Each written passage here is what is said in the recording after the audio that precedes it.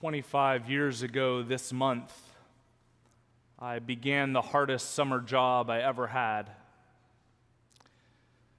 The Christmas before, I was home from university visiting my folks in Pittsburgh, Pennsylvania.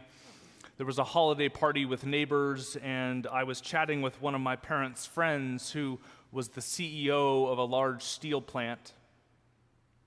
I told him that I was looking for work that summer, and did he have any openings? He said, "I'm sure I could find you something in the office there." And I said, "No, I was thinking in the steel plant." Fast forward 6 months, and I was showing up for my first day of work at Shenango Steel. You drove into the parking lot past the sign that listed the number of days of work without a lost time accident. You passed through the locker room where you changed out of your clothes and put on the uniform, helmets, goggles, respirator, fireproof overalls, heavy gloves, socks, metatarsal boots. On the second or third day there, they were looking for volunteers to work on top of the ovens in a job that was more dangerous but paid more. So I raised my hand. The job was known as the lid man, and it worked like this. At the center of the steel operation was a long battery of gigantic, like 100-foot tall, coke ovens. Think of coke like a supercharged charcoal used in the production of steel, and coke provides the heat needed to melt the iron ore. And when it's superheated, it steals the oxygen, so it leaves only pure iron behind, which makes the steel stronger. The ovens into which the coal was dropped were heated to 1,250 degrees Celsius. Unimaginably hot, and I don't know how to describe the heat other than through hyperbole. When my shift was over and I got in the shower, I could not get clean of the soot without a washcloth. And my shift, like everyone who'd been working there, shifted every week from days to swing to graveyard, with graveyard being the hardest. And I'd drive in after supper in my black Honda Civic with a growing sense of dread. And from still miles away, you could see a plume of flame that burned off the excess gas. And driving in at night and seeing that flame was like entering into Dante's Inferno with the sign above that reads, "Abandon hope, all ye who enter here." The heat was tremendous. But what transforms the substance from coal into coke is the removal of oxygen. Coal only becomes coke in the absence of air, and the air is only kept out when the lid man does his job. And so my job looked like this. On the top of the coke ovens, a giant machine on railroad tracks would move along, and out of 3 huge holes, it would shoot tons of coal into the corresponding ovens. And each oven had a steel lid like a manhole cover, and then when the machine came along, it would lift it up with a magnet, shoot the coal in, and drop it down. Once the machine had done the pass along the entirety of the ovens, then I came into play. And out of the dozens of steel lids that would have been picked up by magnets, maybe 50% were dropped accurately on the way back down. And so the lidman would come along with a crowbar and use momentum to pry the lid back into place. Sometimes the machine would pick it up and it wouldn't drop it, and it would drop the lid feet away, and in which case you had to use the crowbar to bring it back into place. And the ovens did not have a lid on them, and you could peer down into the 100-foot ovens just churning out the heat and light and pray you didn't fall in. Imagine being up there as I was with summer thunderstorms, and the rain would come down and the entire top would turn to steam. And the only way you could say where you were going were the 3 holes of flame that were just running like up a church aisle. Once I was in place, it was my job then to scoop from this bucket of yellow wax and seal the edge of the lid for environmental regulations. It felt like the smallest possible environmental thing you could do, but you sealed the edge so that extra emissions didn't come out. And once I'd made my way following this vehicle across, I would sit at the air-conditioned little shed at the end, and no joke, I would read my Bible. And then when the coal machine took another pass across, I would get out and do the same thing, and that went on for your 8-hour shift. In the break room, the talk was interesting, and the men spoke of their golf games, women, politics, and they would look at me, this semi-scandalized university student, and they'd just say, "That's mill talk, Andy." Sometimes the person wouldn't show for their next shift, and so as the low person in the rank, you'd have to work a double, 16 hours on the ovens. Maybe because of that experience, I'm a big believer that difficult jobs are one of the great catalysts for spiritual formation. And I have returned in my imagination many times to the summer of 1998 at the Shenango Coke plant. And it was there that I met Randy, also a Christian, been working there his whole career. And Randy was known as the best lidman there because he always sealed the lids properly and did it with care.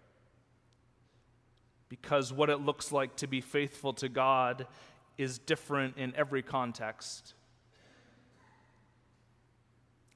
In today's words from the prophet Jeremiah, there are 100 sermons to be unearthed, buried as deep as coal, and I've mined for just one.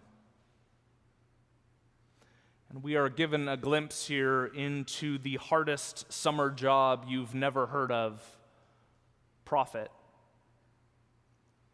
And God gives to Jeremiah the job of announcing to God's people that the good times are about to come to an end, that their best and brightest will be taken into exile, that their temple's going to be dismantled, and that church as they once knew it was never going to exist again during their lifetimes.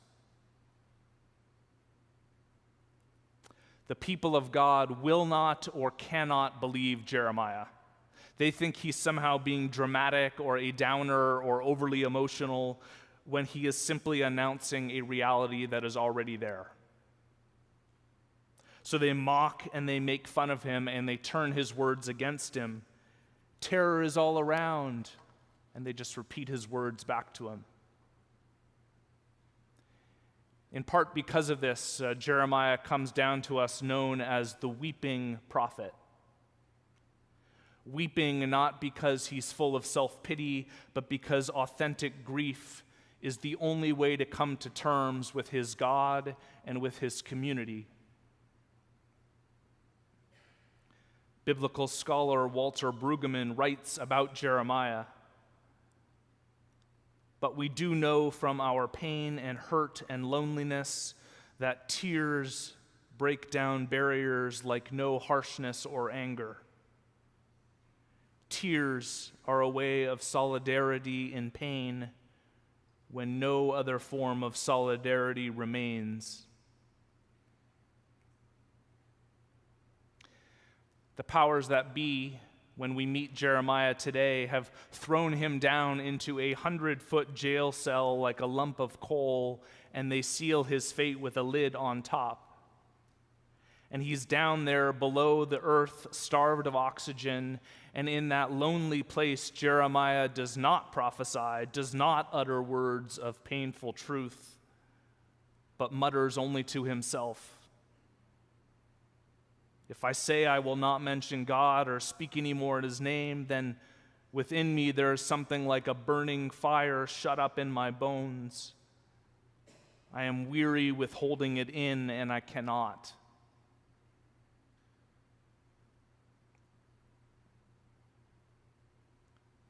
Have you ever wrestled with a reality or a truth that you feel like only you can see? One which to announce aloud would be to risk rejection and humiliation. I wonder if that's what it feels like to be gay and to consider whether your family or your church or your community will still love you if you say it out loud. To wonder if you are all alone down in the flames to be consumed or left for dead. Throughout our scriptures, there are numerous stories of kings who throw away prophets so they don't have to listen to what they say anymore. They throw them into prison, into forced labor, into the fiery furnace. King Nebuchadnezzar of Babylon was one such king. He ordered the prophet Daniel's friends, which you may know from Sunday school, Shadrach, Meshach, and Abednego, and he orders them thrown into the fiery furnace because they would not bow down to a gigantic statue of gold that looked like the king. They said, our faith doesn't let us do that. He's infuriated, and so he tells those who tend the fire to crank it up 7 times hotter than usual. This is true. And it is so hot that the people tasked with throwing them into the fire themselves get burned up. And so these 3 worshipers of the living God are thrown into the fiery furnace in a kind of Roman Colosseum kind of scenario, and everyone just watches. And at one point, the king springs to his feet in amazement and asks his advisors, "Didn't we have 3 men thrown into the fire?" "Certainly, Your Majesty." But the king goes on, "I can see 4 men walking free in the heart of the fire, quite unharmed, and the 4th looks like a son of man."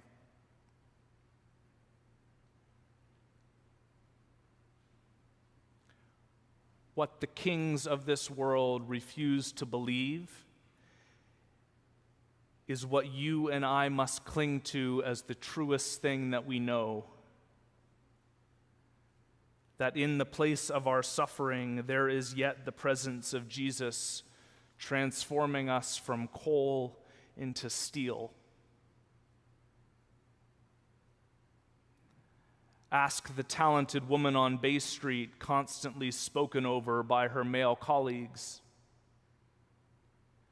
Ask the gay youth bullied in their Toronto high school. Ask the black victim of police brutality who, running out of oxygen, utters, "I can't breathe."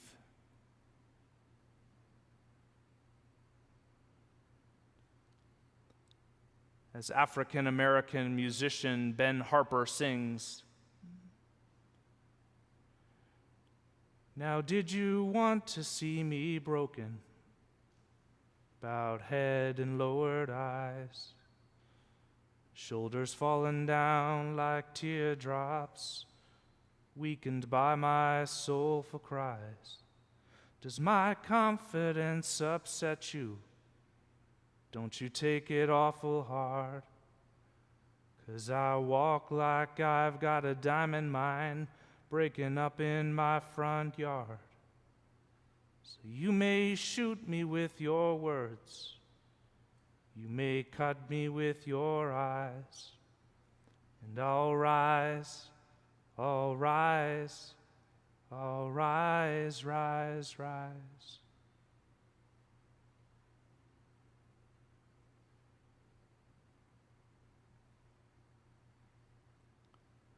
The scriptures say about our fellowship, as iron sharpens iron, so one person sharpens another. I cannot know the degree of your pain, hurt, or loneliness.